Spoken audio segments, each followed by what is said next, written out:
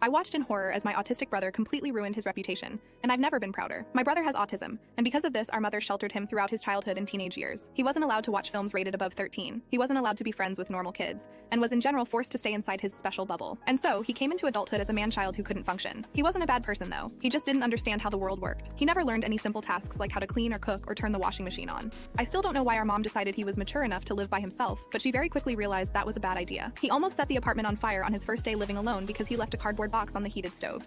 And he almost got arrested on the second day for urinating in his neighbor's plant pot. He explained that he did because he heard that watering plants is good, and as he always made sure to drink his water, he thought that his pee would make a great hydrationer. He moved back into our house that same day, where once again he was sheltered by our mom. Even though he was 20, he still had a bedtime and a nap time, and because of how controlling our mother was towards him, he went insane. After she told him he wasn't getting chicken nuggets until he ate his veggies, he snapped. He screamed at her that he was done, that he wasn't some R-word who was 2 years old, that the reason he is the way he is today is not because of autism, but because of her. She started crying and he went upstairs, slammed the door, and started packing his bags. He left the house that night, and our mother actually tried to block the door, but to no avail. We all tried reaching out him, but he never responded, let us know where he was, or anything of the sorts. About a year later, we saw his name in the news. He was being sent to prison for 5 years for robbing a convenience clerk at gunpoint because he wanted his M&Ms for free. We didn't hear about him again for another 10 years or so until last Christmas. He reached out to me with an apology email. He said he was sorry for everything he did in the past. He told me about how prison had reformed him, and he asked if he could host the family Christmas Eve gathering this year. We all discussed it with him, and we decided to give him one last shot. Well, when we came over to his house, we were in awe. He had a beautiful girlfriend, his apartment was squeaky clean,